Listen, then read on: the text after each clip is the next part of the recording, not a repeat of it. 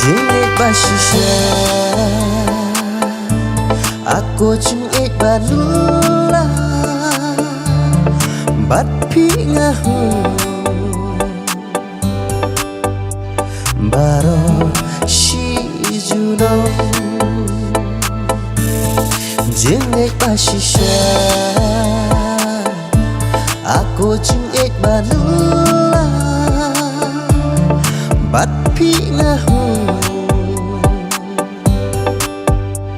baro shi juno shi jor bat pi na kwa bandon rengka bat pi baik yang atau ai kala bat pi ngahu baro shi jeng bat pi ngahu baro shi jeng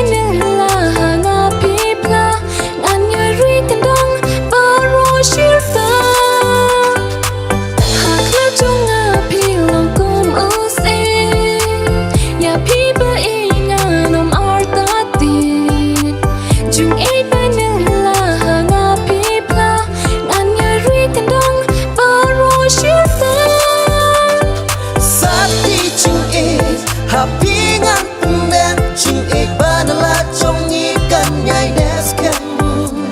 du hiao jing ik ar ngut nin ya chi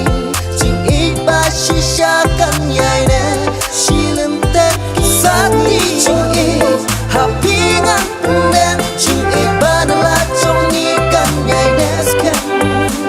du hiao jing ik ar ngut nin ya chi jing ik ba shi sha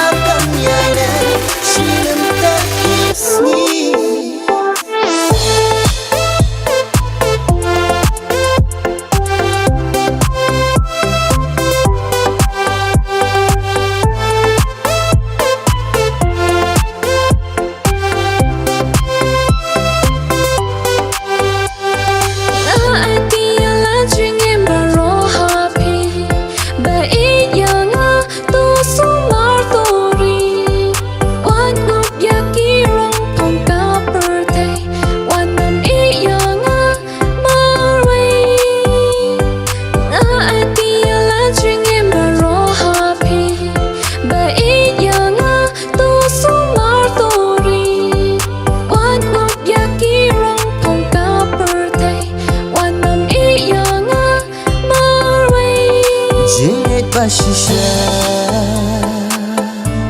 aku jengit banula bat pi ngahu baro shi juno jengit basisya aku jengit banula bat pi ngahu baro shi juno shi jor bat pi na kwa bandon rengka bat pi baik yang atau ai kala bat pi ngahu